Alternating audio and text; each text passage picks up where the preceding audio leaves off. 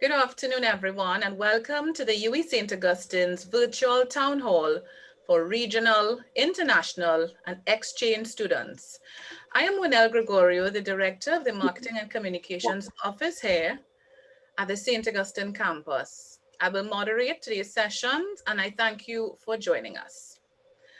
As the country continues to deal with the challenges of the COVID-19 pandemic, the UWI St. Augustine campus remains committed to playing our part in ensuring the health and safety of our students first and foremost. At this time, we truly hope that you and your loved ones are staying safe and following the guidelines. We know that as a regional institution, many of you would have returned home and you're joining us from across the region and across the world. Please be sure to mention where you're joining us from in our chat. I'll share more about our chat rules in a bit. Now, during this town hall session, we will be discussing specific issues pertinent to you about registration, what may be in store for this semester, and other student matters. At this time, let me acknowledge the members of the campus executive management team, as well as our extended management team who are joining us today. Professor Brian Copeland, Pro Vice Chancellor and Campus Principal, is with us. We have Dr. Dawn Rudy-Fugil, our Campus Registrar, Dr. Deirdre Charles, our Director of the Division of Student Services and Development, Ms. Carola Young, our Acting Director of the Office of Institutional Advancement and Internationalization, Ms. Simone Roberts, Acting Assistant Registrar for Student Affairs and Admissions, Mr. Kevin Kalu, Financial Manager, Student Accounts. So here's an idea of how today's program will flow.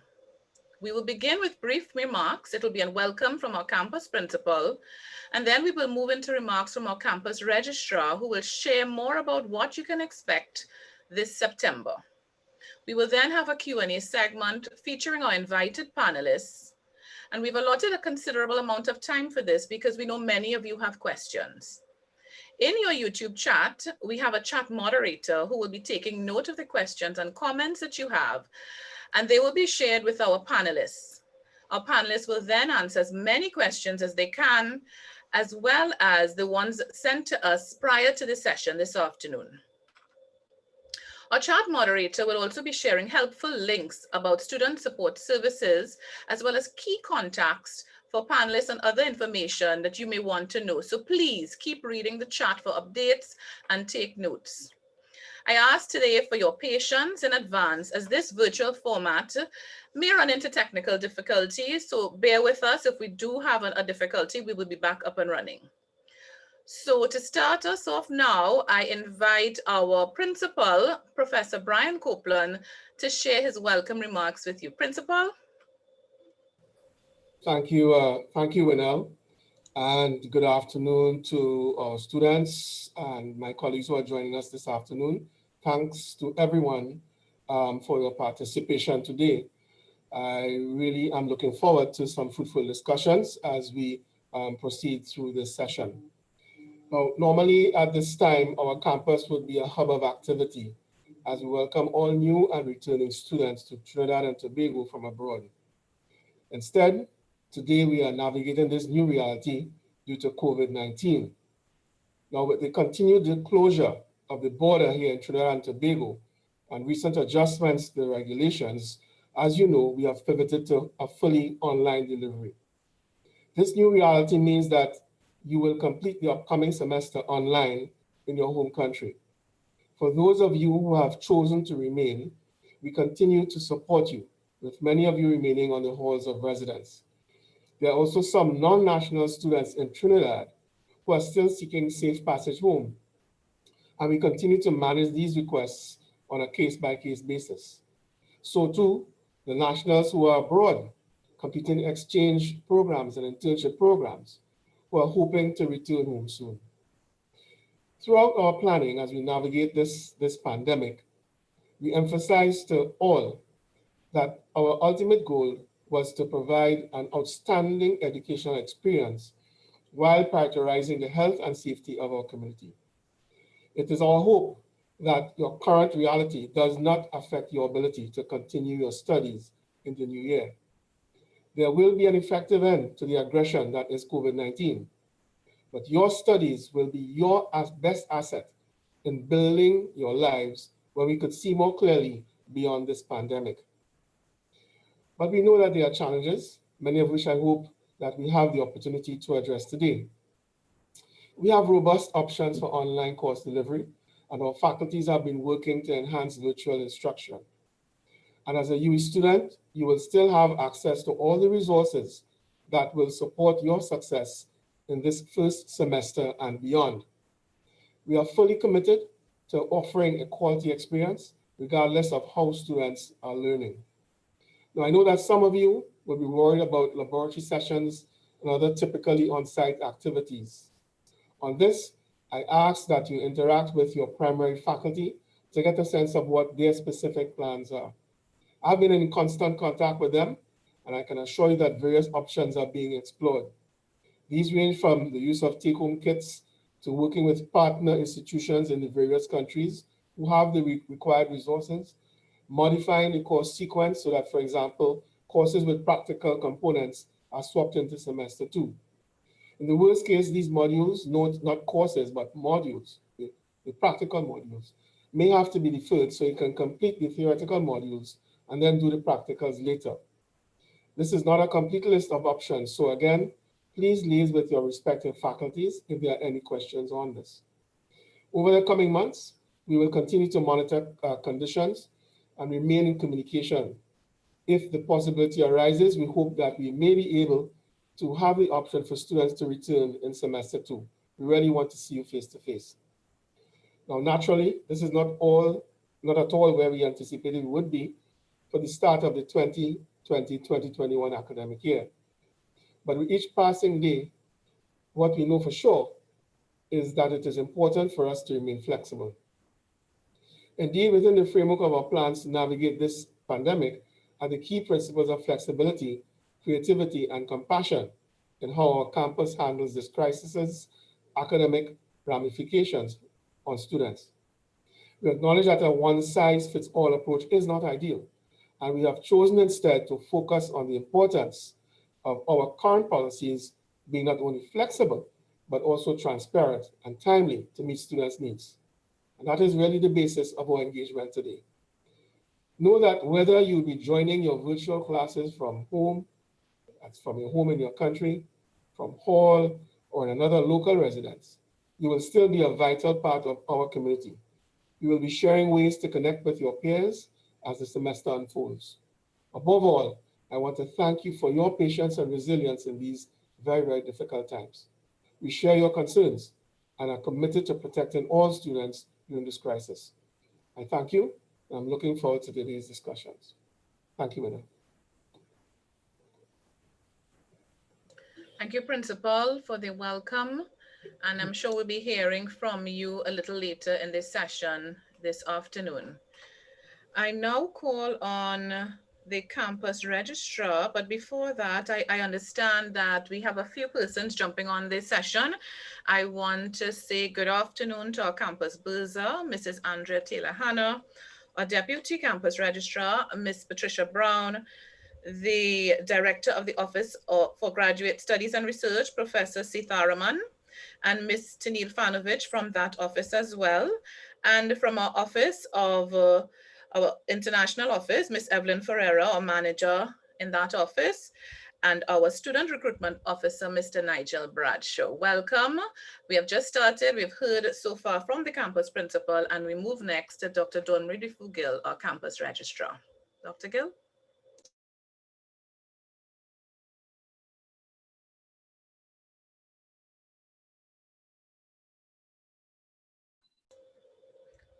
Dr. Gill, over to you.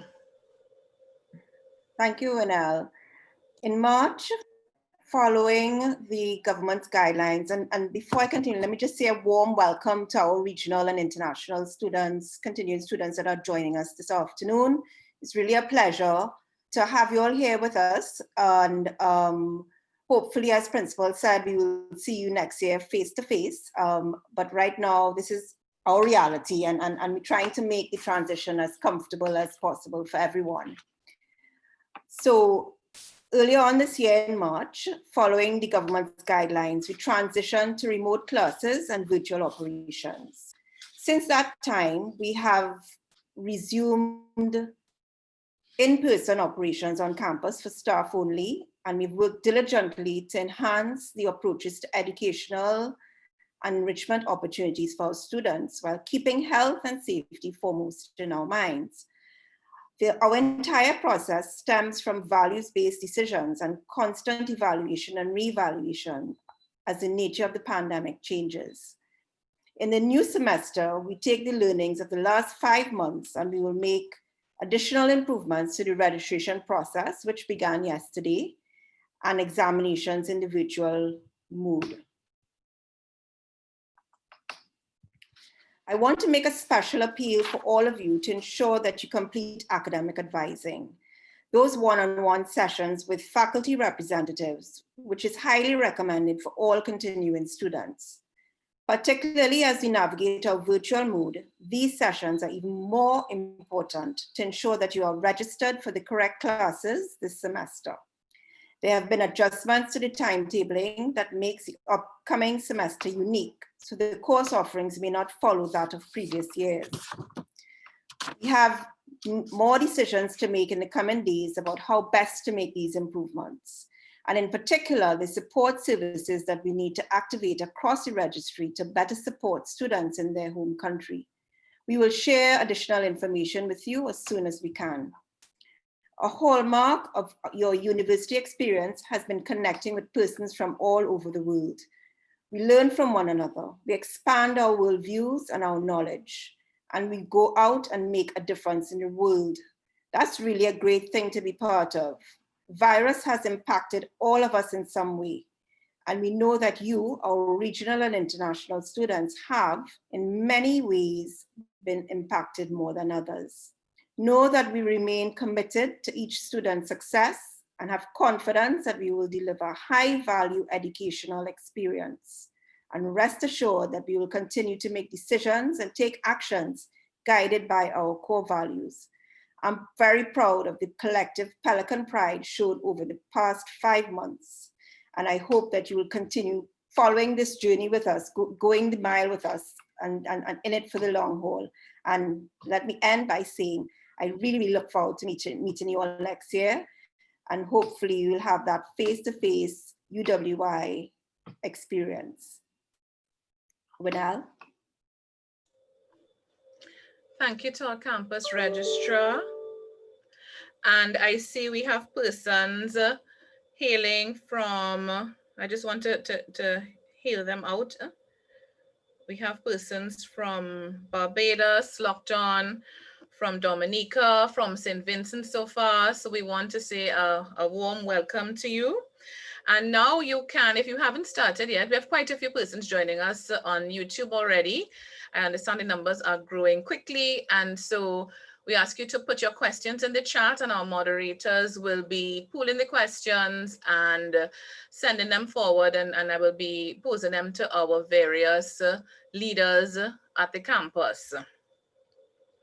So to start rolling, possibly registrar, you're back in the spotlight. We have a question about online classes and if it will be mandatory for them to be recorded. Will all lectures be recorded and will it be mandatory?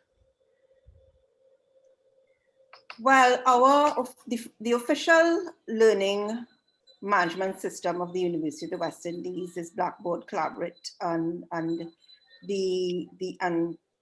Moodle. And so that within that system, there's the option or the lectures to be recorded. But I want to defer to Principal, because I know Principal, we discussed this yesterday, and you are more technically acquainted with this in terms of the wide capabilities of Blackboard Collaborate, which is our official learning management system. And so that by default has an option to collate and to record the lectures. But let me ask the Principal to speak some more on that. All right, thank you, Dawn. But the question is really whether it be mandatory to do so. I can say right off the bat that there's no clear policy that says that this is the case. However, most lecturers do this, and it is in fact the best practice. We are working to ensure that we move to that sort of practice, if you like, in the medium to long term. I just wanted to underscore the point that we're still in a sort of response mode to COVID hitting us. You might think that we would have had enough time to respond, but believe you me, most of the people you see here today have been working nonstop since March to try and compensate for the ravages of COVID. And one of the things that we see clearly is that we have to be online for many, many years to come. And that requires a clear policy as to how this is done. At the same time, there's what is more important is what we call the pedagogy of how you engage the online platform. That is all of the teaching techniques to ensure that teaching is done effectively. We've been working with our centers of excellence for teaching and learning. We do have one on campus. It's been actually an award-winning unit that works with lecturers to help them improve their teaching skills, both in the face-to-face scenario and also now more recently on the online, using the online platform. There is a growing process, I have to admit. The final thing I'd like to say is this.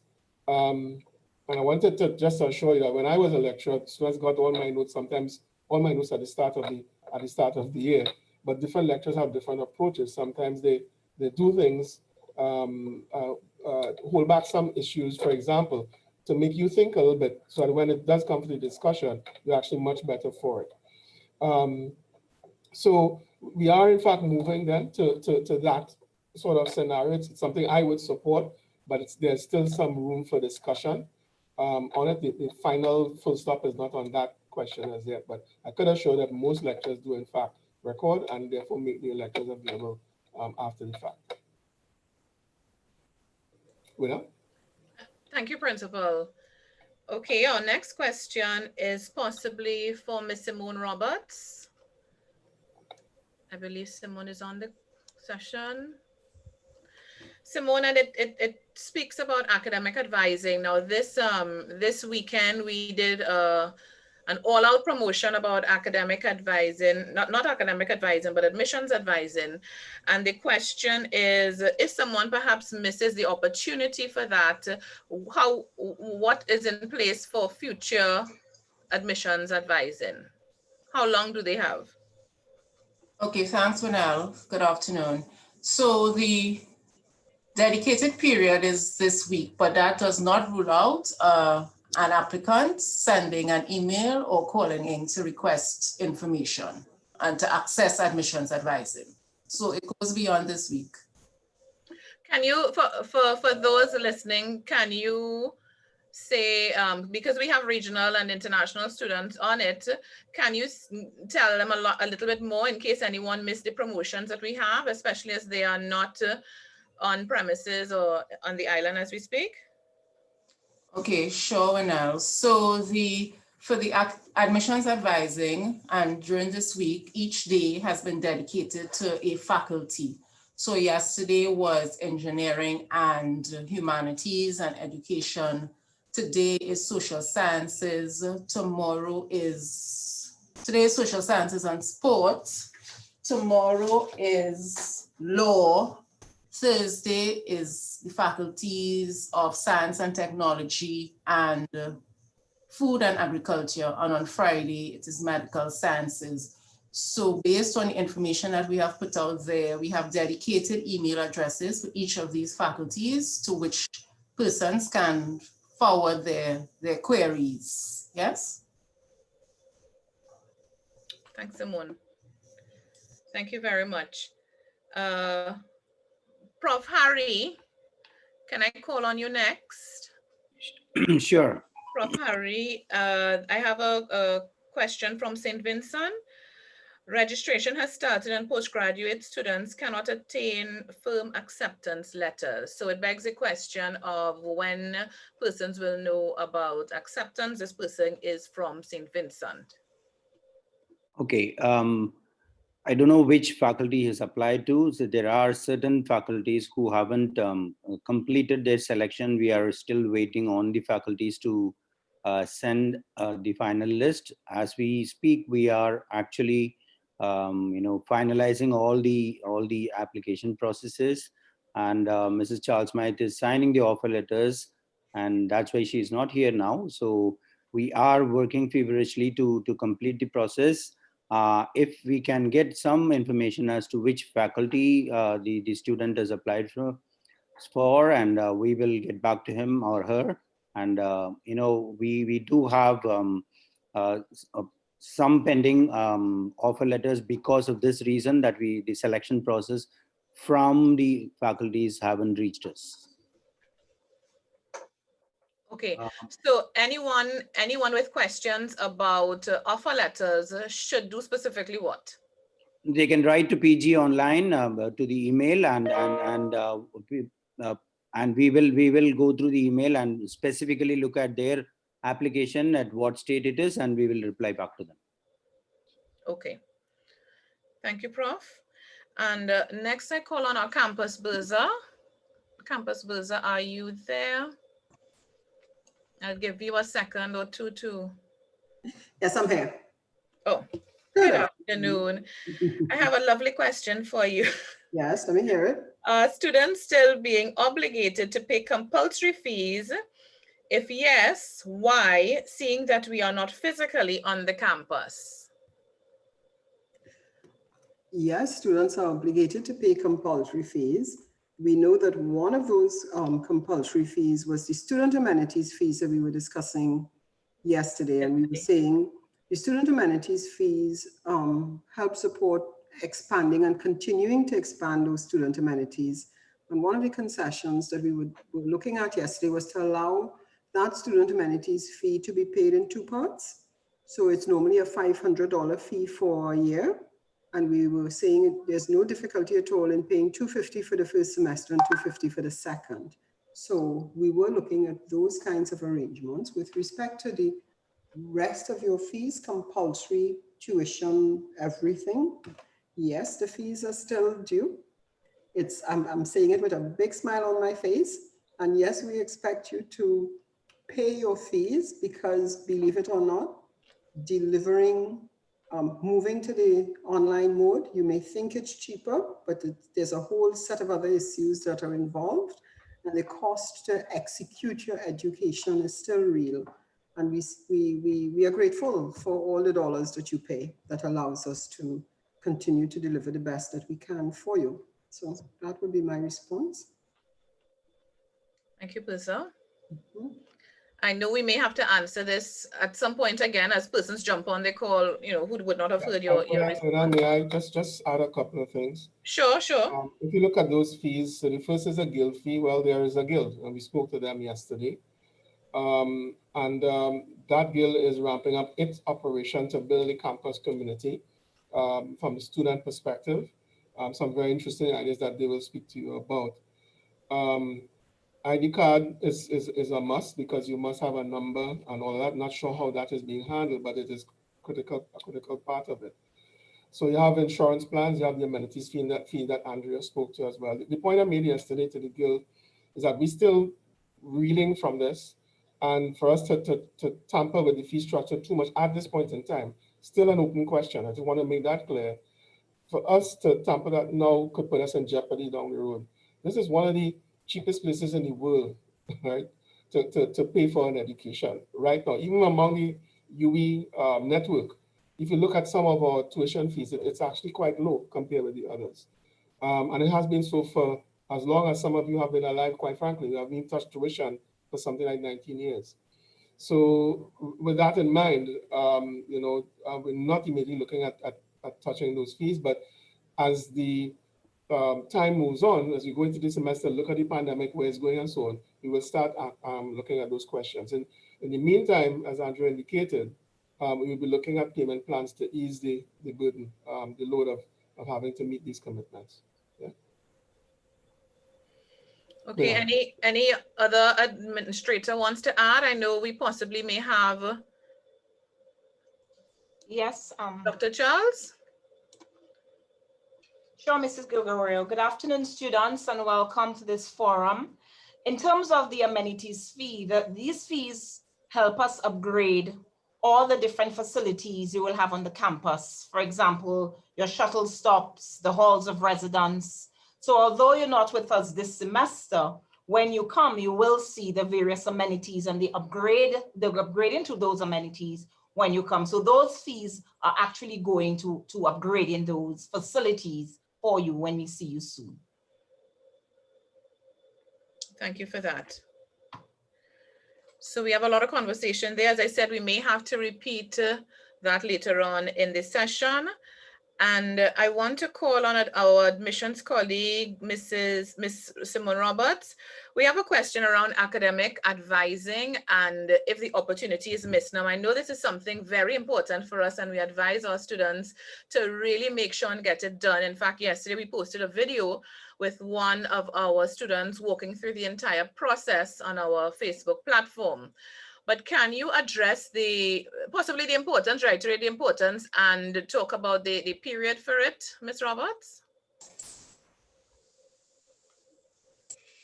Sure, Winell. Referring to academic advising, right? Yes.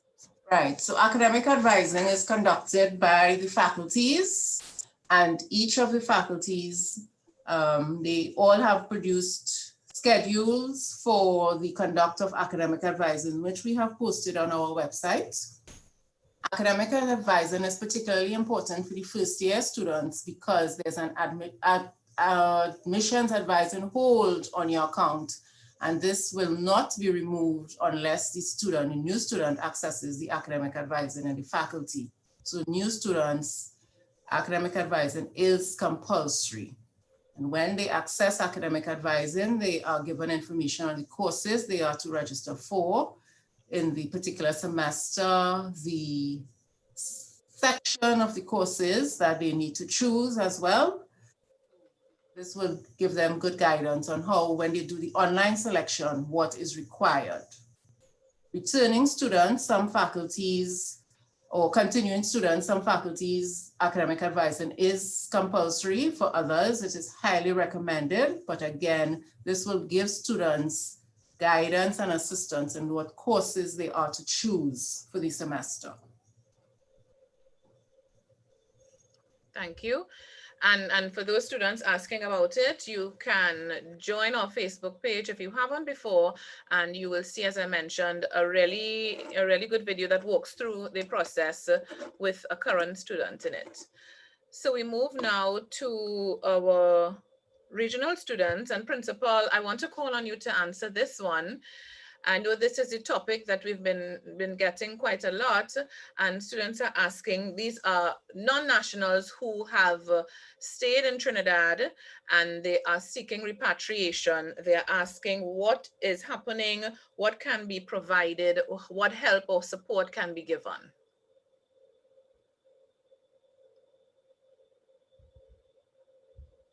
Principal, your mic. Yeah, I just unmuted my mic.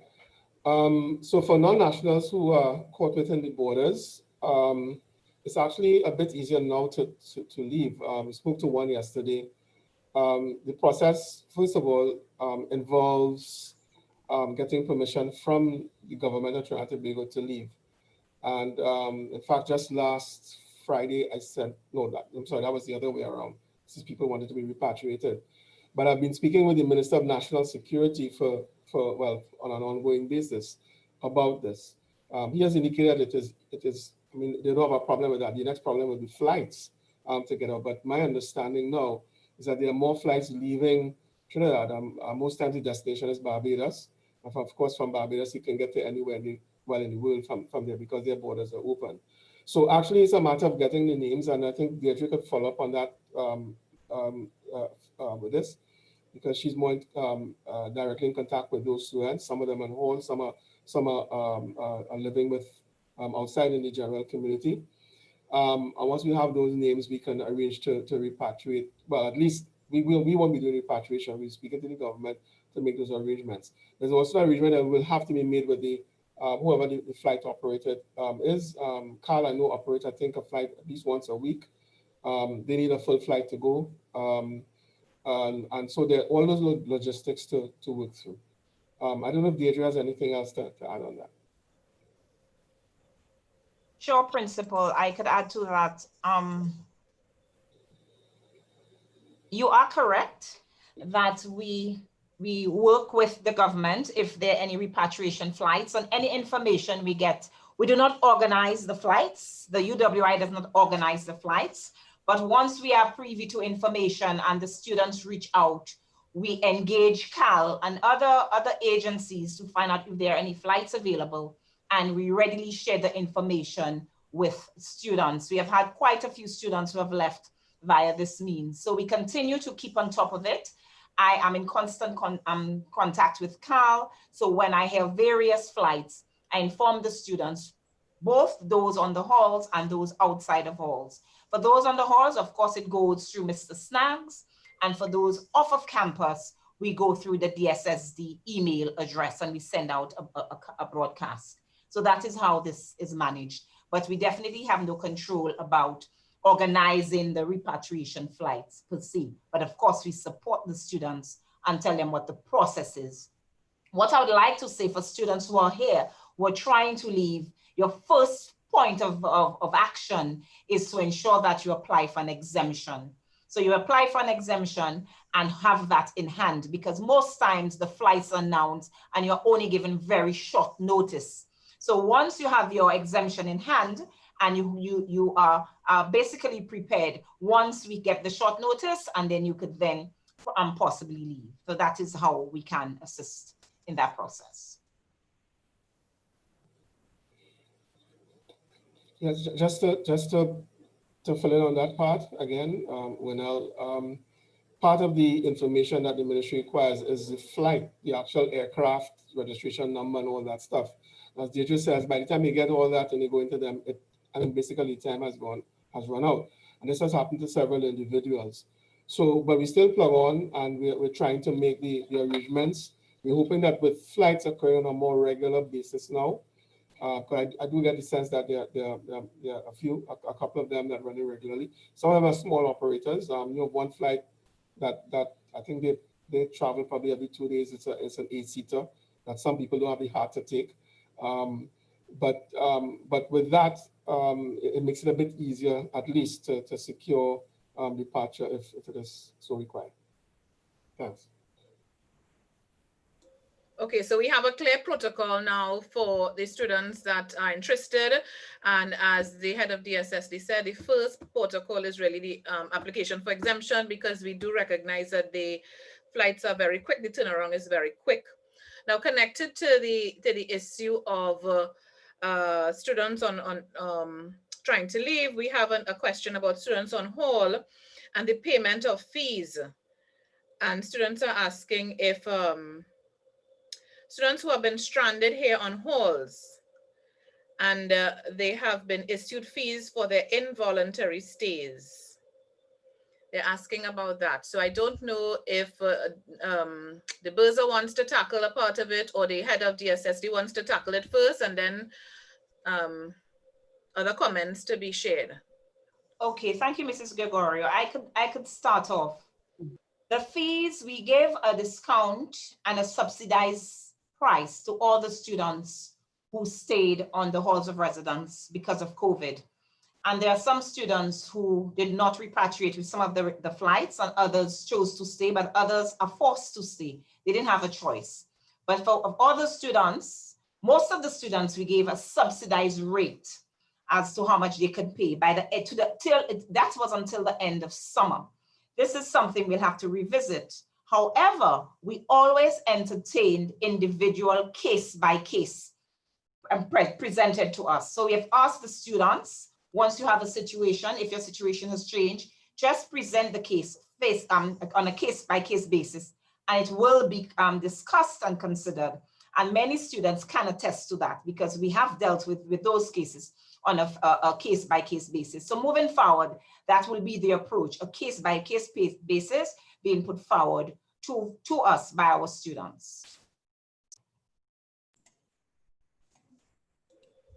To that, I guess I would add that we continue to make the transactions with the bursary as paperless as possible, as electronic as possible, so that the face-to-face could be eliminated in this season in particular, so that there are online payment mechanisms using TouchNet. If you have credit cards, there is the direct payments into bank accounts at any of Republic Bank, and we would be updating your accounts accordingly so that your payment mechanisms are also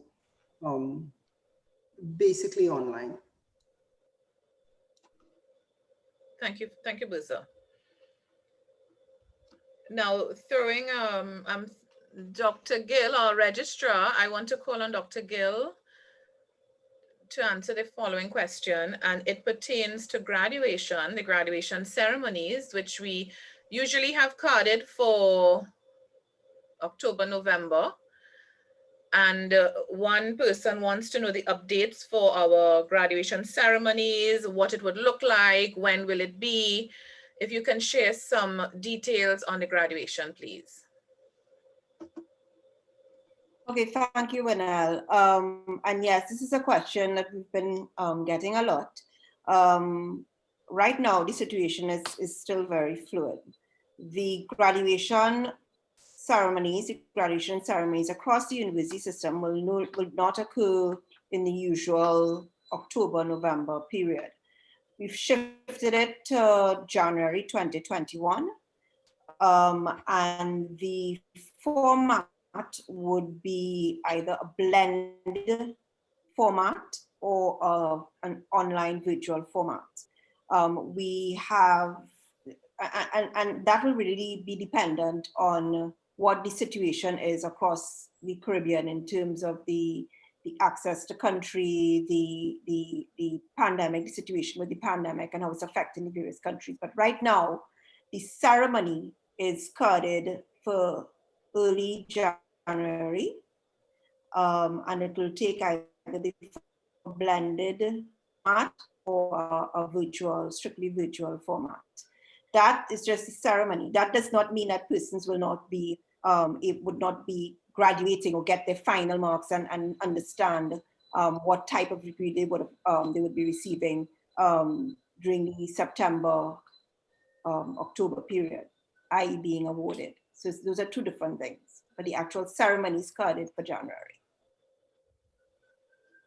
Thank you, Registrar. And just to add that there's a lot that goes into making that decision. It's across campus as we're part of a wider network, and we look at all the levels of risk involved. So we will send out a communique specific to graduation in the coming weeks to share with everyone. Now over to our head of DSSD again. Dr. Charles, you're on the floor a lot this afternoon. And the question is about healthcare. We have from a regional student, and they're concerned if they do contract the COVID-19 virus, how will they access healthcare, and will it be free of charge? Dr. Okay, Charles? thanks for the question, Mrs. Gregorio. Of course, they will be able to access healthcare. The first point I'd like to make is that the government will not refuse to treat with any person or any of our students who are ill with COVID-19. In addition to that, once you're a registered student, we do have a UE healthcare plan, which will give you access to medical attention. Of course, there's a 20% deductible in the first instance, but by any means, you will be looked after if you are tested COVID positive, privately or through the government. Thank you for that. And what we will be doing after is compiling all of these and sending it into a written communique for those not able to join us on the session this afternoon. I hear we have persons from as far as Germany with us. I want to say a warm welcome to you as well. Now, Prof. Harry, I call on you, Prof. Harry from our postgraduate area. Sure. And our question is regards to the submission of theses and exemptions. Students who are short fees will be exempted. Can you share on that?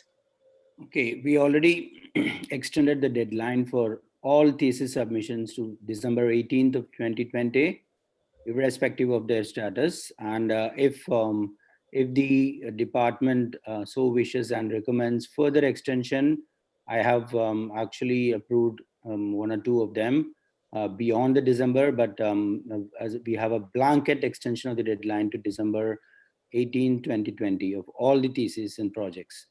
Now, the fee exemption is cannot be, we cannot promise it across the board as a blanket. This one, it has to be dealt with case by case, and I have to liaise with bursary, and maybe Mr. Kalu will be able to throw some more light on it. But it can't be done like what we did with a blanket extension of the deadline. Okay. It all depends on how what stage they are in, and whether only the project and the thesis alone is remaining, and there are so many factors to pull in. So I cannot just give a blanket answer to fee exemption. Thank you. So perhaps this person can reach out via the email you suggested earlier so that you would understand the specific case, yes? Yeah, and also we do have a very active chat box, a chat function. And so if they go into the Graduate Studies website, and they can chat with one of our CSR, and they will immediately give them the response.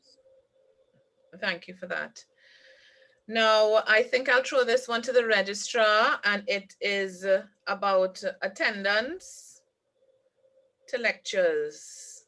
And the question is if the 75% in attendance still holds for virtual mode.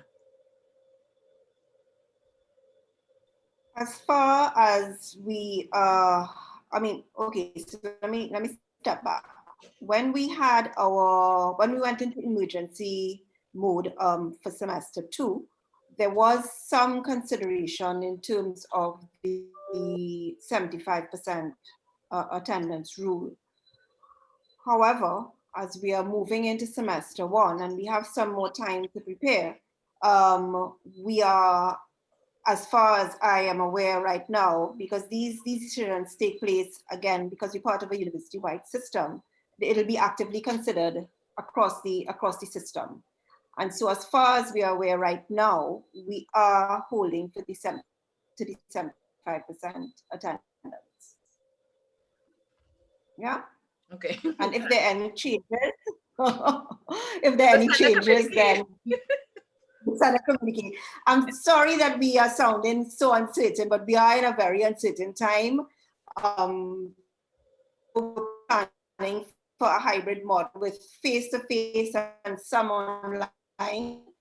We are strictly online, and so we have to be fluid in our decision making. So yes, Mrs. Gregorio, a communique will be sent to let students know. Thank you. I just wanted to interject here and say that I remember when that rule was brought in, around long enough to remember that, and it was after a study that showed that there was a high correlation between failure rates and non-attendance of lectures. I'm not sure if this study was repeated since. So that was the background for it. So it really was a rule that was introduced in the interest of making sure that students successfully complete their programs. Now, in the internet world, and especially if it's asynchronous, the question was raised about recordings before, that consideration may have to be changed. And the Board of Undergraduate Studies, which is UWI, hasn't really focused fully on it. Okay, so that's my comment on that. Thanks. Thank you for that data, Principal. And I think it's important. I think it's something that we can even look into if something further was done and use it to share widely. Now, I know I'm apologizing to some in the chat because we got a comment that many of our presenters are referring to a session yesterday. So let me clarify. Yesterday, the senior management team hosted a small welcome ceremony virtual to the new student leaders in the student government, the guild counselors, the guild executives, really to chart the course for the new academic year and really to get to know each other. So of course, at that meeting, certain student matters were discussed, and today's discussion is building on some of those issues, hence the reason for the reference. But we are mindful, so we will repeat the issues, understanding that not everyone on this session would have been present there. Yes, and Mr. Kalu is called upon next. He is our financial manager for student accounts. And to him, I want to ask a question from our student hailing from Barbados. I'm not seeing him up in the spotlight yet. Is he with us? Yes, I'm here, Winner. Okay. So Kevin, we have been asked about, I'm from Barbados, how would students get financial clearance since our government currently pays for our tuition? What would be the new process? The students is from Barbados, Winner. Yes. Right. I'll say good afternoon, colleagues, and good afternoon to students on the call.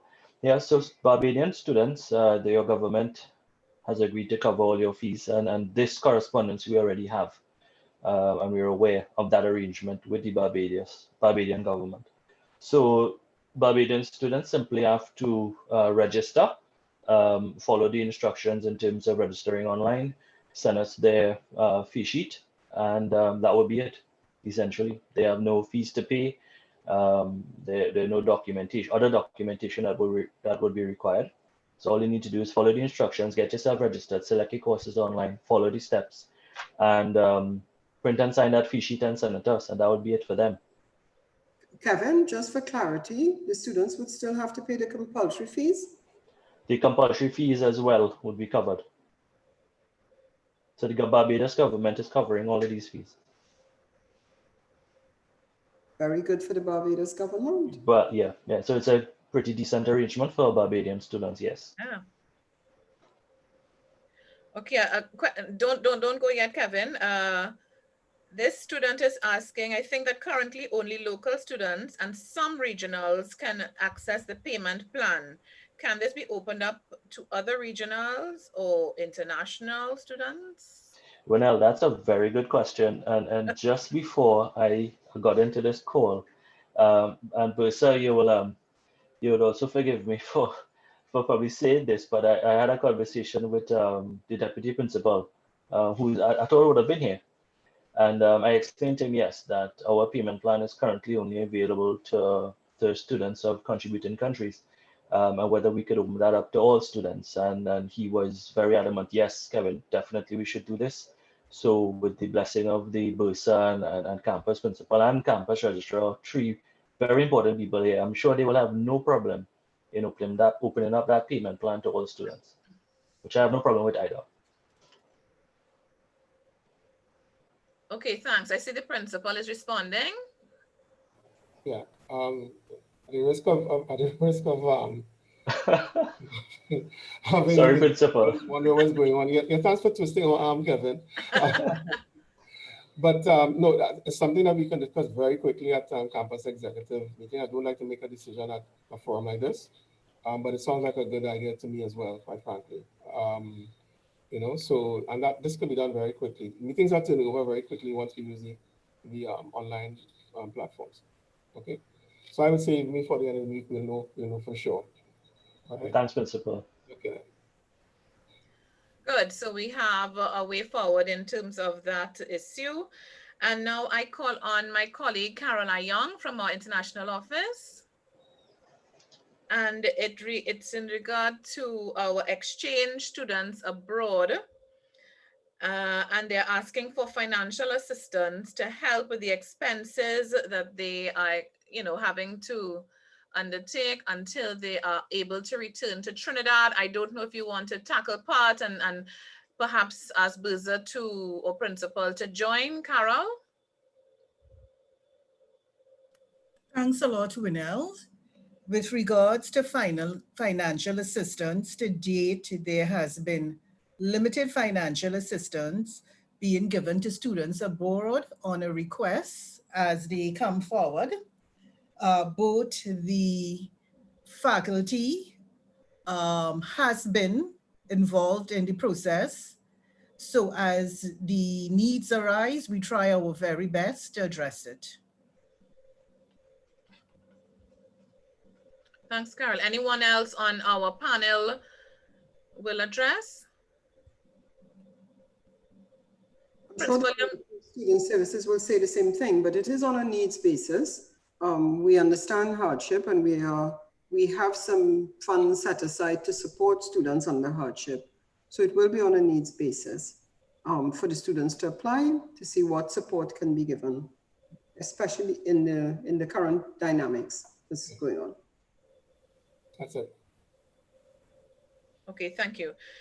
Director DSSD, we have a question about students receiving goods from storage, receiving their stuff from storage. Can you explain here?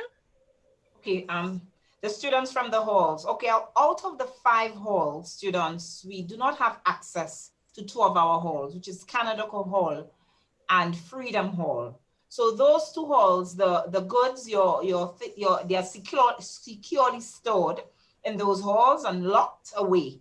But however, we have no access to those halls until further notice, because the government of Trinidad and Tobago has acquired those halls for a period of time. However, with your other 3 halls, which are Sal Hall, JJI, and Trinity Hall, you could just send an email to your hall administrators or your hall supervisors or hall managers, and we can make an arrangement in terms of how we deal with your stuff which is stored. We have been receiving various requests, and we are working with the students based on their desires in terms of how we get their storage to them. Okay. Thank you. Campus Berza, I have another question for you. And it relates to, it's a question, has there been a change in the flex usually required by students whose tuition fees are quoted in US dollars, fluctuation in the exchange rate? Right, so yes, the exchange rate has been normalized. I would call that normalized. So the current exchange rate for Trinidad and Tobago is something like 6.7 or thereabouts to a US dollar.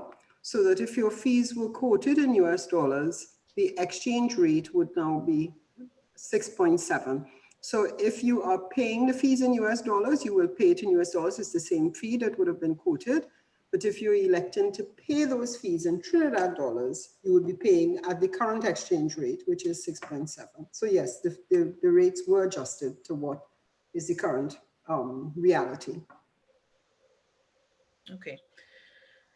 Thank you. And Berza, don't take up the spotlight of Berza. They're asking about provisions for students. Are they able to pay fees at the Republic Bank in their territory rather than online? Is that possible? We haven't thought about it, but we do have a strong Republic Bank network. So we will take that into consideration and take a look at it and see how easy it is for the banks to relate directly. But as we said, you can do online. Online is available to you at all times, but we will investigate whether a Republic Bank in Barbados or a Republic Bank in Jamaica, not Jamaica, in the other islands would allow. I see Mr. Kalu's hand went up, so he may have something to add to this conversation. Kevin? Thank you, Berza. In terms of making payments at the Republic Banks across the region, shouldn't be too much of a difficulty with the right wire transfer information, which we can share with students and everybody that's on the call right now. There's one, I want to make a correction to what I said before about Barbadian students and their fees. I've confirmed that the Barbadian government does cover their tuition fees. However, the compulsory fees will still have to be covered by the students. So I apologize for that that mistake there, Winell. Okay, thank you. All right. Winell, just to close off the transfer conversation, because you can make payments via wire transfers from any bank, not just from a Republic Bank in your territory. So any bank, you can get the wire information and wire your fees to your account, to our account at Republic Bank. Yeah. And Kevin, I'm glad that you were able to bring out the fact that the poor Barbadian students have to pay their compulsory fees themselves. I thought they were very lucky when you said it earlier. Yes. I apologize for that. Yeah. It's But okay. They're being treated just like everybody else, so that's okay. yeah. And as mentioned, you know, coming out of this session, which is a discussion, we will be documenting the different answers to the questions, and we will send that out to all students subsequently. But when may I just wondering, just follow up on that question. I found it was interesting because my first impression was that there'd be some sort of account that the students could basically go and pay in their public bank branch in their home country, similar to what is done here, not a wire transfer. And I'm wondering if that's something we could still follow up with, because it's certainly a lot easier. Having done a few wire transfers myself before time. Yeah. So maybe that is something we could still look at. It's certainly be a lot easier for them. We will look at it, principal, but it depends on the bank system being integrated. So if the bank system isn't integrated, they would be treated as a separate bank and a wire transfer would be necessary. But Yes. we will follow through on it and see if we could make it easier for them. Okay. Okay, we have questions fast and furious. Principal, because I know we've been discussing this in the last couple of weeks, I think you possibly could start, and Prof. Harry might want to chime in as well. But the question is in regard to postgraduate research students and accessing the campus. And the concern here is, you know, they can't afford to sit back and not have their research ongoing for the next 4 months. I know you were trying to make some headway with that. So are you able to share anything? Should I? Okay, Harry, if you want to proceed, but I just wanted to say that there is a provision, the regulations that the government has put out that allows us to apply for waiver for certain types of activity.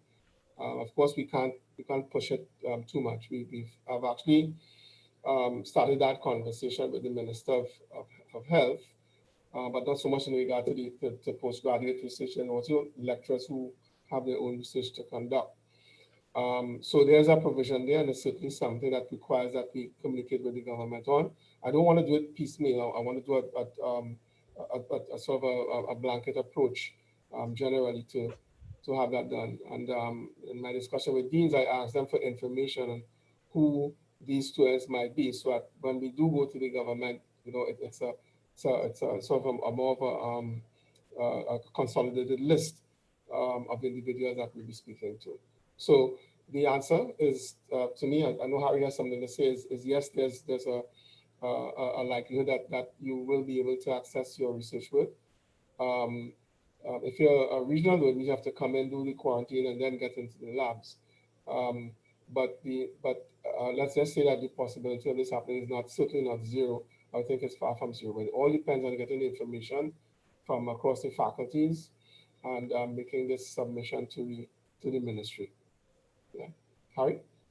Yeah, thank you, Principal. We had a long discussion this morning at the Campus Committee of Graduate Studies, and I talked to the Deputy Deans, and we have established a subcommittee because we have received a specific guidelines from CANREC, which is the Caribbean Network for Research Ethics Committees, as to how research should be conducted during this pandemic period. So we are going to, as a subcommittee, along with the Postgrad Guild president, we are going to sit and formulate guidelines as to what should be adopted for students to come in and also the supervisors to come in. I have also asked deputy deans from all the faculties, especially Faculty of Science and Technology, Agriculture, Engineering, to provide with the names of students as well as supervisors who must come in within this pandemic period. So when we get this the guidelines formulated and the list, we will share it with you immediately, and we can take it from there. Principal, thank you. Thanks, Prof.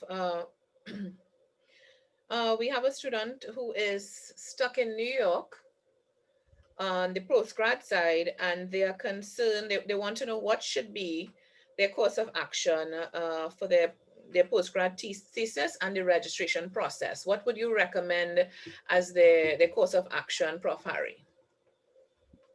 So they are stuck in New York. Yes.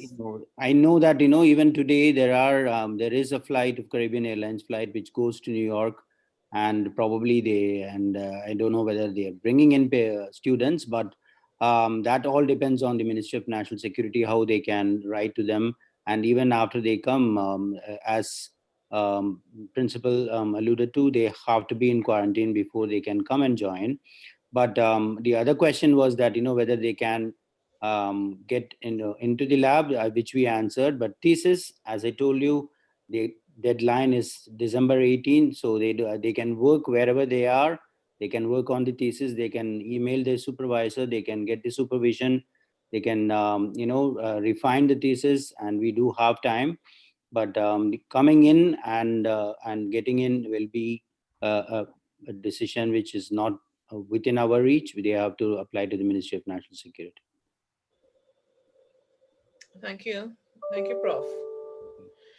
Principal, another topic that we've been discussing quite a bit in the last couple of days is clinical rotations. And the question is what's going to happen with that? Okay, I can't fully answer that. I know the Dean of Medical Sciences was working on an option where that would make these clinical rotations effective, at least for students who are here. There's a special arrangement that was made with the ministry to effect those rotations. Harry could actually speak to that as well, as he is with that faculty. But that was the last I heard. The only concern we had was the issue of exposure. And we had a meeting on that just recently. That is, would students be willing to take this up? The option is there. Well, what we had kind of agreed to, there's supposed to be a follow-up meeting this week, is that, well, we leave it up to them. They know the risk and they discuss it with their families. And if you want to take up that option, you go. And if not, well, you have it deferred. But a provision has been made with the Ministry of Health to effect those rotations. Harry, you can say any more about this? Actually, many, I'm not sure if it is undergrad or postgrad. Postgrads are actually working as residents, so they don't have a problem as I see. Undergrad rotations will have a real impact, especially with the surge of cases at this point of time. And I don't think their family, their parents will be willing to send them to learn stuff. But I know of many other things being discussed as to whether we can have online demonstration of how to examine a patient, how to do a physical examination, how to do a history taking, and they can observe, they can do those things. And even in my own branch, we did many of those stuff online, and we did incorporate tutorials with videos of how to resuscitate a patient and so on and so forth. The hands-on experience, yes, it may not be available at this point of time because of the nature of the disease. So I think it won't completely stop. We will have a modified type of clinical teaching. I think it's the best answer. It's one of those fluid things, and there's also some issues of that come from that arise from that top level issue, I should say, about risk of infection. And some people fall on the side of, well, you're a medical doctor, and there's some people feel this is actually the best experience you can possibly get, but the risk is a bit high. But again, the decision lies with the student as to whether they want to go through this or not. The main thing is that the provision is there more or less just some final points to work out to ensure that everybody is as safe as they can possibly be. Yeah. Okay. I don't think the undergrads should be learning COVID at this point of time because it's an emerging infectious disease. Even specialists, virologists and microbiologists as well as internists are not fully aware of how these things are happening. How the clinical course of the disease is still emerging every day. So I think I don't think that argument will be holding good for undergrads at least. Thank you, Principal. Okay. All right, turning it now to a matter for admissions, I want to call on Simone Roberts. And the question is about deferring. I'm a regional student. If we have regional students needing to defer, can you talk generally about the process? Can they defer to January? Tell us about the process. Okay, so if a student or an applicant has received an offer for this academic year, they can send, and the option is there for them to request a deferral for the next academic year to start 2021-2022. So they would just need to send an email with the request and it will be taken from there, it will be processed. An email to the admis account, admis@sta.uwi.edu. Thank you for that. And I'm sure our moderators in the chat will follow up explain with that explanation there. And now over to Carol Young from our international office. We have an exchange question again, and it pertains to a student who opted to take on exchange, and they wanted to know what concessions are available. They're really concerned in falling behind this semester as they are stuck outside of the borders. Thanks a lot for that question. Please be informed that we have written to date to all our partners, and we have informed all our students that we now have virtual exchanges. We have guided them through with the sharing of the various links. And more importantly, we have also shared our mobility information booklet, which provides information on all our exchange processes. But they can check definitely with their own university exchange unit, who, as I said earlier, we have written to and provided them with all the information. But they can also contact our office directly via our email, both for incoming and outgoing mobility. And again, that is shared on our Facebook and website. Okay, and we will also follow it up in the chat for ease of reference for those on the call. Just one thing, it's two questions back. The issue of a student from New York, if that is who I think it is, that person's name is on a list that went to the minister on Friday for assistance, for exemptions for repatriation. There's a list of students who are in a very similar situation to what I've heard described. There's only one from New York, so I'm thinking it might be the same person. I don't want to call names. Yeah. So we're on it. They could rest assured it's been worked on. Yes. Okay, good. Principal, don't go too far. The next question, again, I know this is something tabled at a lot of our meetings, and it's about stable internet in my home country. And what concessions are available. Okay. So because it's a regional student, it all depends on which side of the border they are on when the semester starts. If they're in Trinidad, we're making arrangements for students to be able to access Wi-Fi. If not, we have been talking with our providers about providing a low-cost access option using, I think they call it MiFi.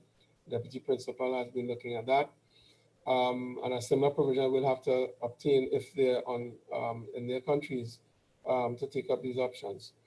Again, and this is why I favor the recording of lectures. That will help quite a lot if the internet is unstable. That's a so-called asynchronous mode of delivery. There are also UE locations in many of these islands. Open campus, we have partners in the different community colleges and so on.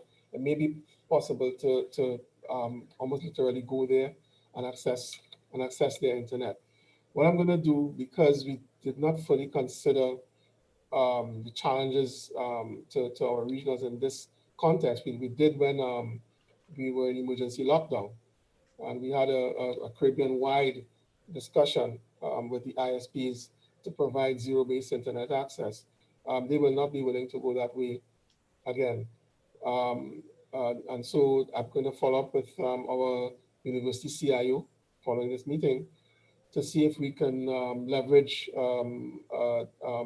access through either open campus site, if necessary, or through one of the community colleges. That's the easiest way I can think of. That'll be zero cost, except for the cost of getting there. Apart from that,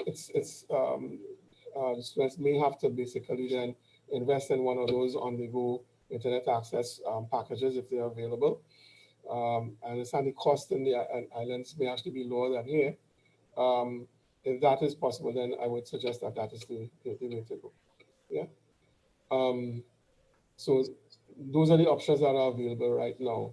It's not much different from what I was thinking for our students who are here and who have difficulty accessing the internet or have other difficulties, by the way, in accessing the learning management system, which is basically making an arrangement for them to come on campus to access it. It doesn't have to be in a classroom. Once you're within a Wi-Fi zone that has a strong enough signal, you'll be able to do it. Okay. Thank you. And we have some options there. So Kevin Kalu, I want to call on you now for a quick question on portion fee refunds for regional students. Kevin? Okay, thanks, Winel. So students can apply for their caution refund online. We have made arrangements for students to be able to get the relevant clearances from the faculty as well as the library and any other departments that might be necessary. And then we can do a transfer, again, wire transfer, because they are international or regional students, wire transfer back to their bank account once they give us the relevant information. So the regional students will receive the... Yeah, definitely. They can get their refunds back into their bank accounts via wire transfer. Okay, good. In the same way that they could pay us via wire transfer, we can pay them via wire transfer as well. Yeah. Okay, thank you very much. And this one is specifically for Burza. Burza, you're being asked to explain why regional students need to pay economic costs, especially or even if as they're not coming to Trinidad. I'm not seeing students regional students that are a member of the university 17 countries, which means that governments pay towards the education of the students.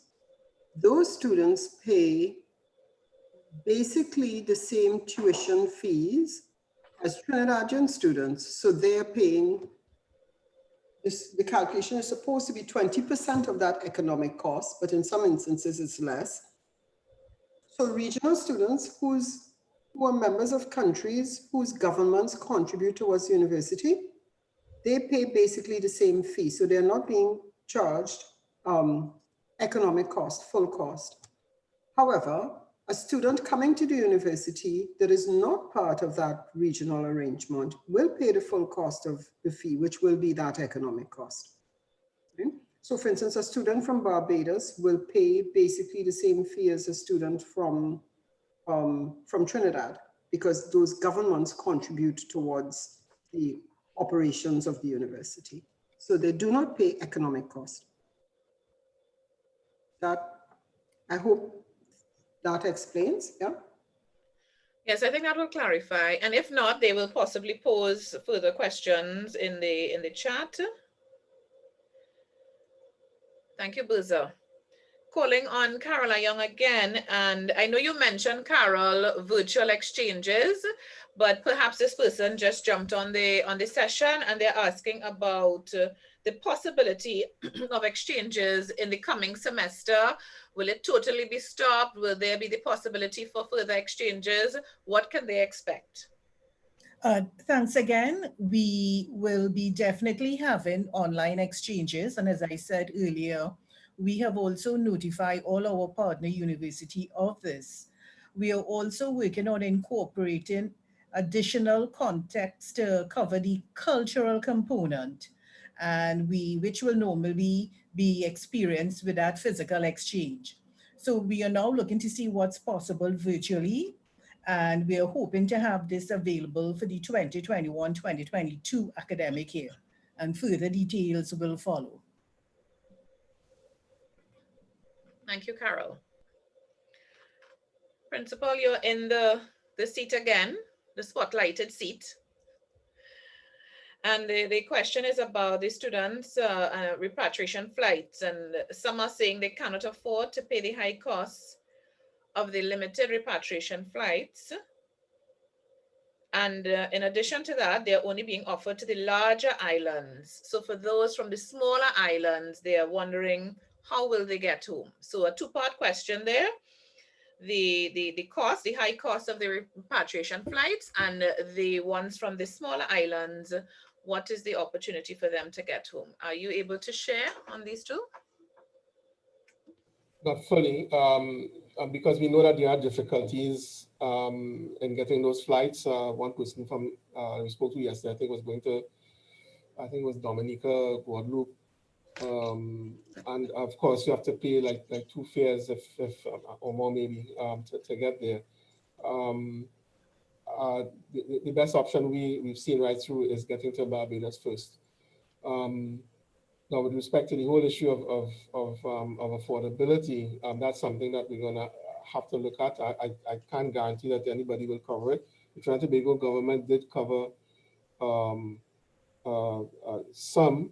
I don't think they did actually. I think people started to pay their way when we did the massive repatriation drive a couple of months back. So I'm afraid it's at a position where people will have to cover their fares.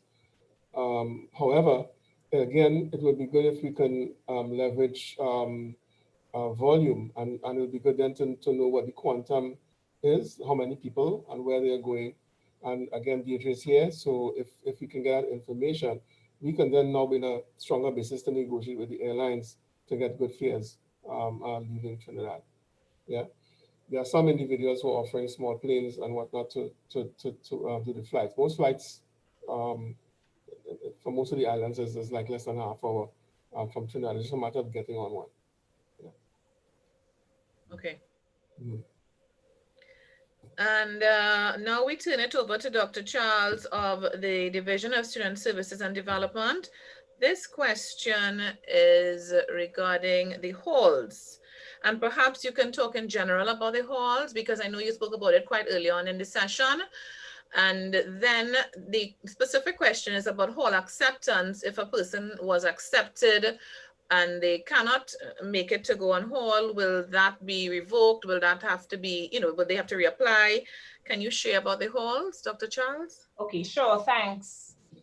Just to recap, out of our 5 halls, we only have access to 2 of the halls, 2 of which are being used right now by the government as part of managing the pandemic.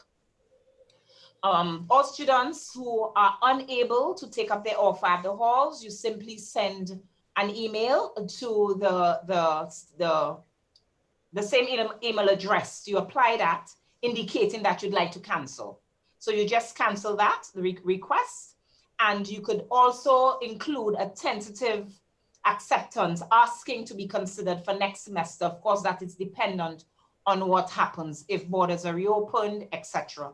So you simply send in an email asking for it to be disregarded. So then we will know what the records are like.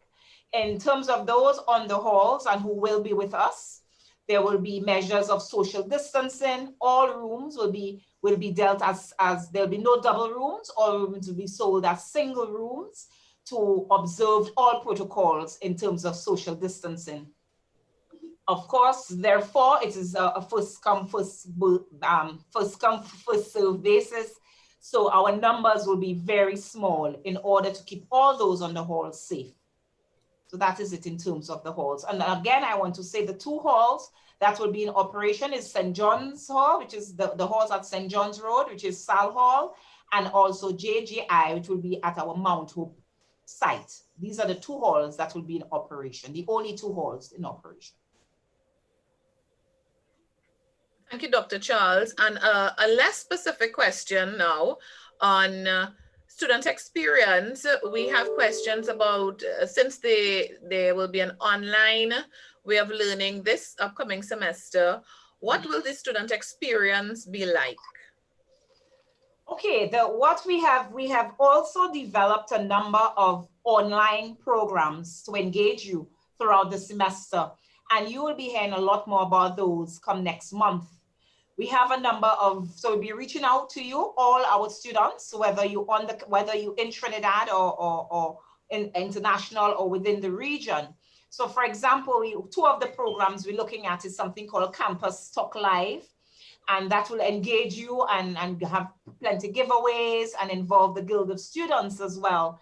We're also looking at a different forum where we help you build other skills such as visual arts, maybe cooking demonstrations. So we're coming up with quite a few exciting programs to keep you engaged with us throughout the first semester. So you will be part of all those various activities. And I want to say as well that the Guild also has a number of online activities to engage you throughout the semester. Thank you for that very passionate explanation. We have a lot to look forward to. And I now call on Simone Roberts from our admissions office.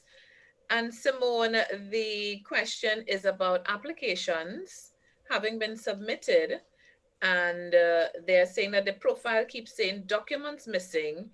However, they've all been submitted. What would you recommend as the next course of action? Okay, so if you're saying documents outstanding, perhaps it may be that the documents that have been submitted were not certified documents, because certified documents are what we require for the processing of the applications. So if the applicant just submitted a photocopy and it has not been certified, or photocopies that have not been certified, then the application would always read as documents outstanding. So again, in the admissions advising schedule that we have this week and the emails that are available, the applicants can send an email and follow up, and they will be guided as to exactly what is outstanding or why the application is saying documents outstanding. Okay. All right, thank you for that. I know we have some repeat questions here, and we will put the answers in the chat or in the communique as we promised. And I'm just going through to make sure we haven't omitted any questions. Students on the chat, if we have not addressed any particular questions, feel free to let us know before we wrap up, because we are winding down pretty soon. Members of the panel, if you need to jump in and say anything at this point, feel free to do so while we just check the chat to make sure we haven't omitted anything.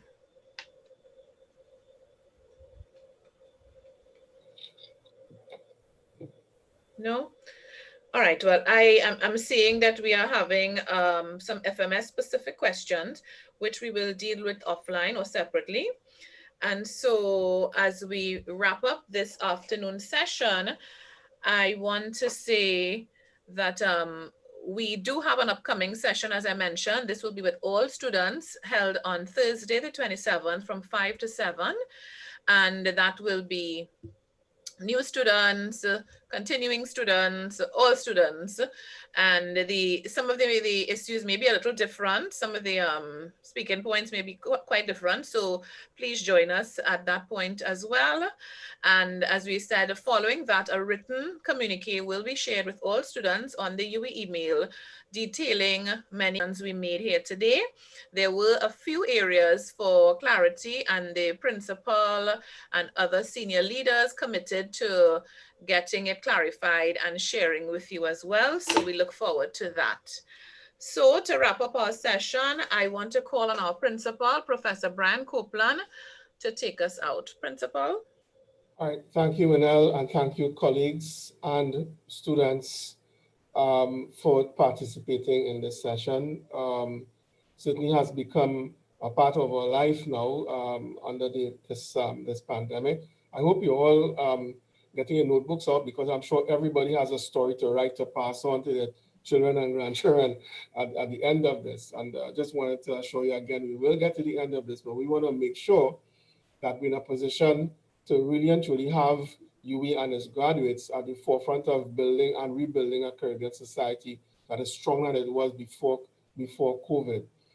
We have to do that. This is the place where we live, and there'll be many of us who will be living here, and our descendants will be living here long after we are gone. So we have to, it is our job to make sure that it is built and developed to a level where they can continue. The whole issue of sustainability comes to mind. This is the mission of UE. This is what we are about.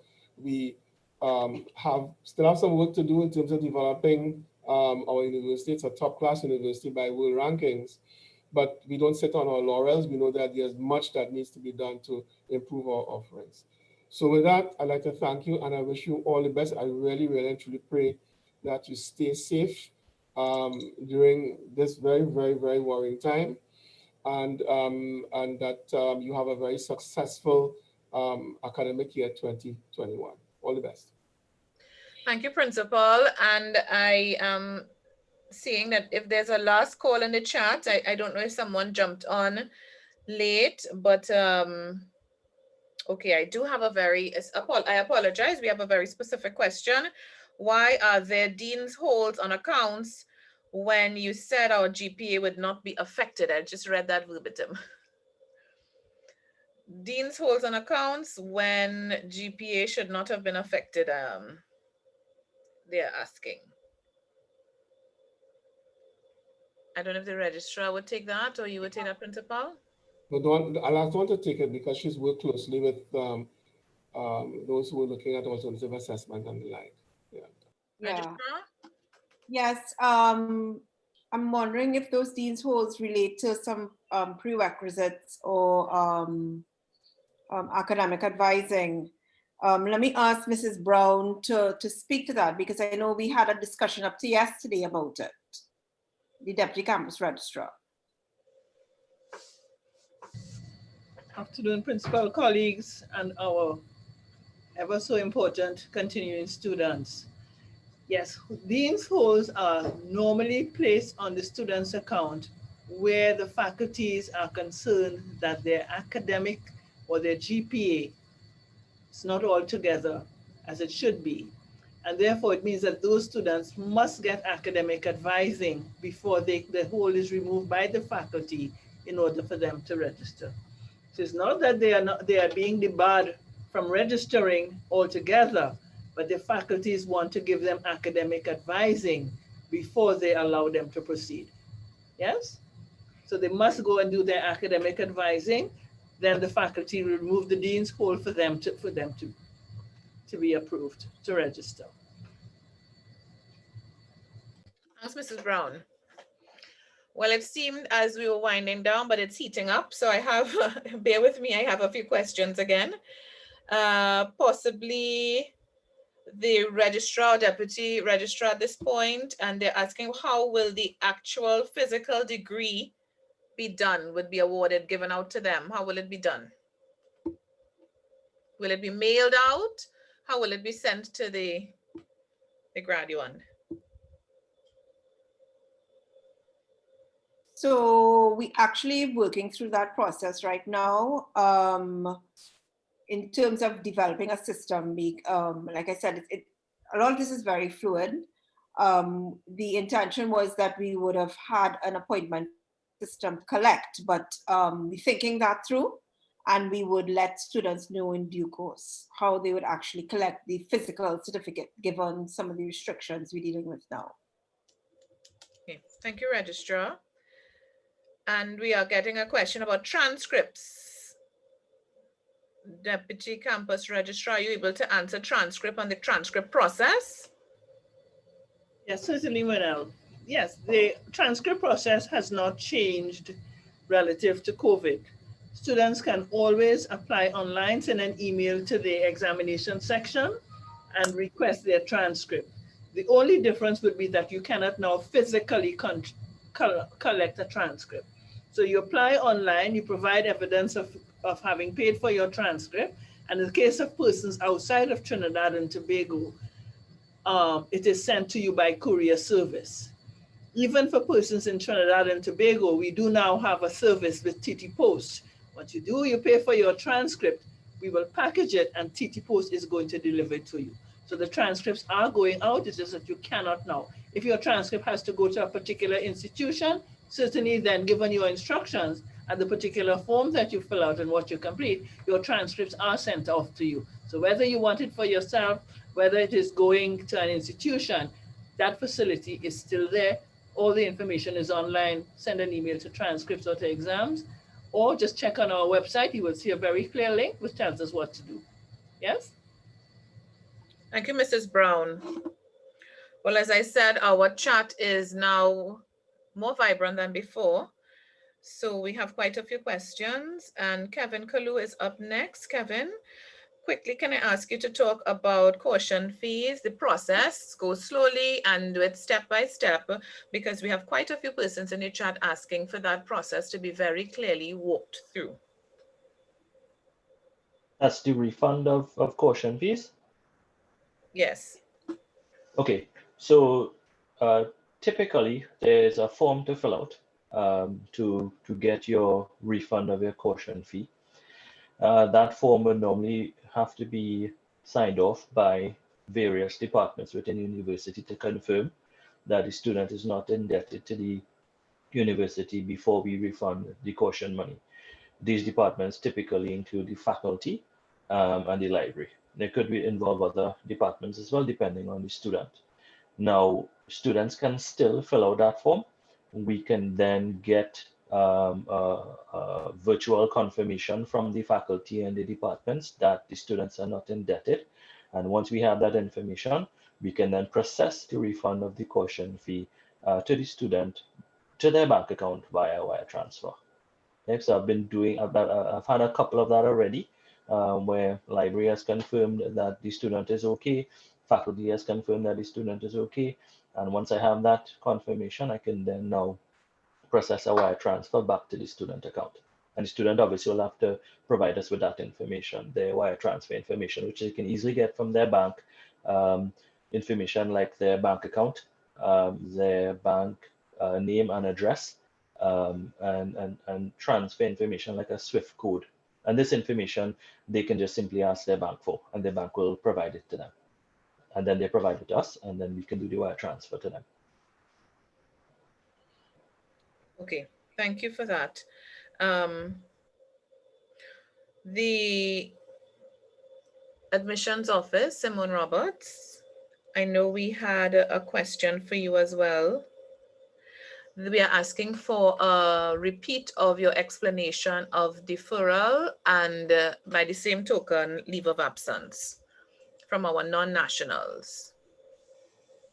Okay, so if an applicant who has been given an offer to start a program in this academic year 2021, and for some reason is unable to do so, they would wish to request a deferral to begin in the academic year 2021-2022.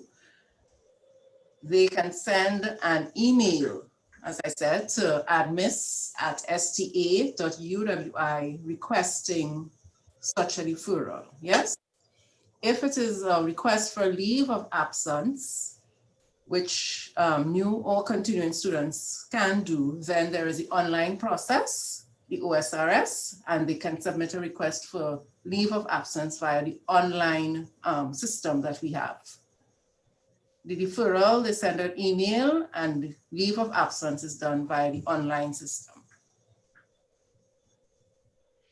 Okay, thank you. And the principal is being called on next. We have quite a few in the chat asking about the halls of residence and the use as a facility with the Ministry of Health.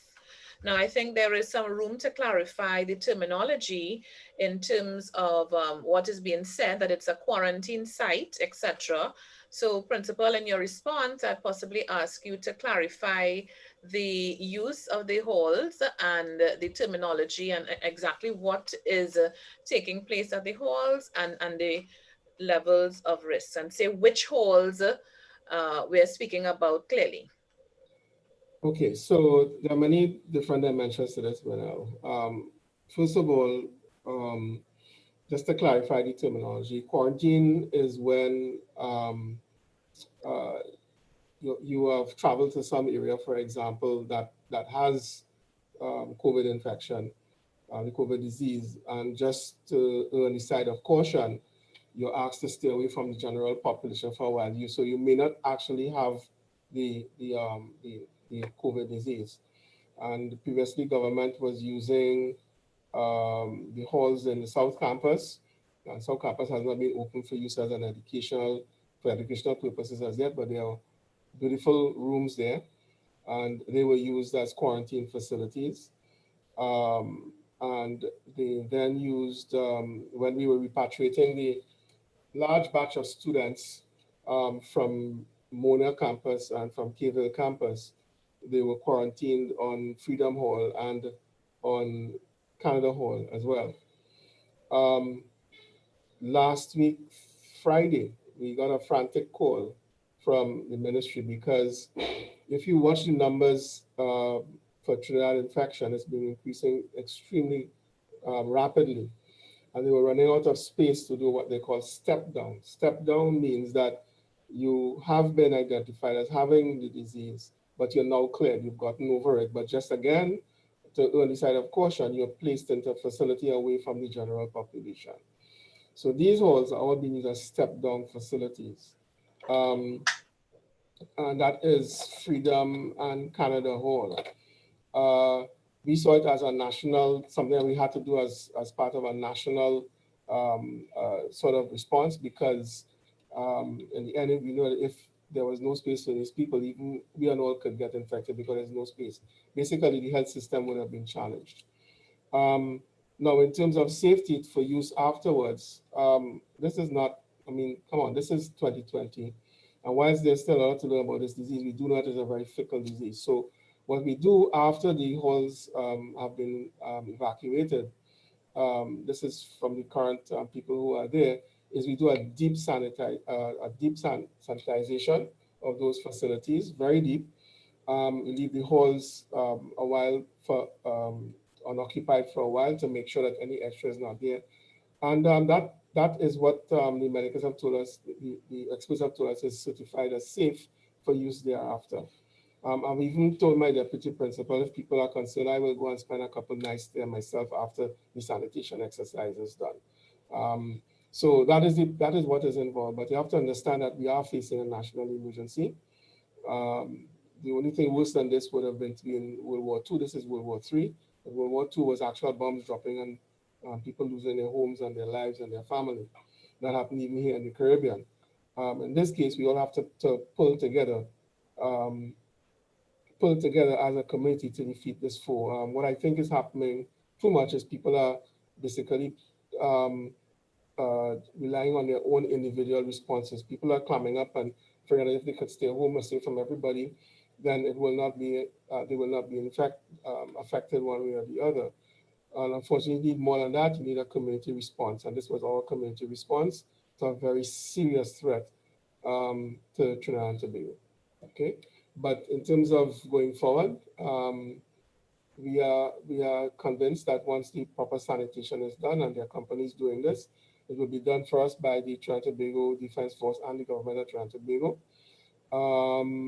That the buildings will be safe for the original use going forward. Okay. Yeah. Thank you very much, Principal. I think that really needed clarification. I know there's a lot of miscommunication with quarantine versus isolation, step down. There's a lot in terms of the jargon. So I'm glad you were able to clarify for our students. I'm just checking again. The moderators in the chat did a last call, and I think I am able to see that. Let me see if there are any other burning questions. I have one here. Will returning regional students who were on hall be able to return to their respective halls if they belonged to SAL and JGI? Okay, so that sounds like a whole culture question. So You threw it to Director DSSD? Of course. If you belong to JGI or SAL Hall, you can return to that hall, of course. Great. So we see the whole culture there. Yes, go Milner. All right. So I think, I don't know if we have any closing remarks other than that. We are wrapping up this session. And I want to say to our students, we had a lot of great questions being asked today, and I really hope that you're able to get answers to your questions and concerns. And as we bring today's sessions to a close, I really want to thank you for being with us here today. It's been a pleasure to be your host, and all of us at St. Augustine, we really look forward to your contribution to witnessing your growth throughout the semester. That said, have a lovely afternoon, and we look forward to seeing you on Thursday at 5 for the all-student town hall session. Goodbye.